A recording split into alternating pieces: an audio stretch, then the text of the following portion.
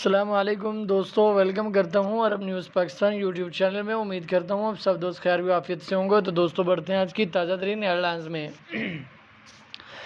لیکن اس سے پہلے اب دوستوں چھوٹی سی ریکویسٹ کرتا ہوں، اگر آپ دوست ہمارے چینل پر نیو ہیں تو پلیز ہمارے چینل کو سبسکرائب کر دیں اور ساتھ میں دیے گئے بیل آئیکن کو بھی پریس کر دیں۔ اس سے یہ ہوگا کہ کوئی بھی سعودی عرب کے ریلیٹڈ کوئی بھی اپڈیٹ آئے گی تو آپ دوستوں کو ہمارے چینل پر سب سے پہلے آگاہ کر دیا جائے گا۔ تو دوستو بڑھتے ہیں آج کی تازہ ترین ہیڈ لائنز میں۔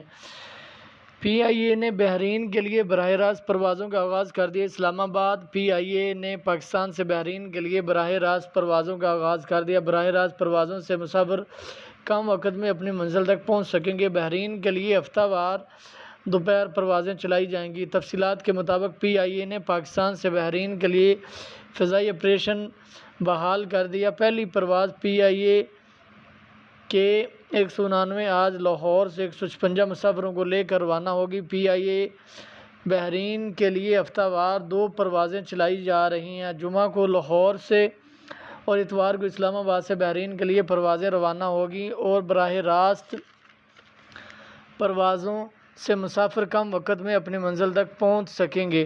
اس حوالے سے پی آئی اے سی ای او کا کہنا ہے کہ منافع بخش روٹس پر پرواز بحال کرنا پلان کا حصہ ہے۔ مزید بین الاقوامی مقامات کے لیے بھی پروازیں شروع کی جائیں گی۔ خیال رہے کہ سول ایوی ایشن نے پی آئی اے کو بحرین آپریشن کی اجازت دے دی ہے۔ کرونا وائرس کے باعث بحرین کے لیے فضائی آپریشن بند کیا گیا تھا۔ یاد رہے کہ فروری میں پاکستان انٹرنیشنل ایئر لائنز پی آئی اے نے وسطی ایشیا ممالک کے لیے پروازوں میں اضافے کا فیصلہ کرتے ہوئے کہا ہے کہ افغانستان، اذربائیجان اور قزاقستان کی پروازوں میں اضافہ کیا جائے گا۔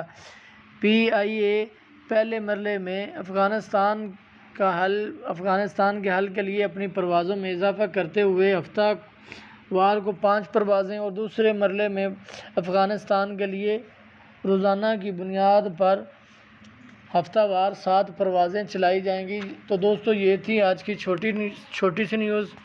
امید کرتا ہوں کہ نیوز آپ کو پسند آئی ہوگی۔ اگر پسند آئی ہے تو اس کو زیادہ سے زیادہ لائک اور شیئر کر دیں، جتنا ہو سکے اس کو شیئر کر دیں۔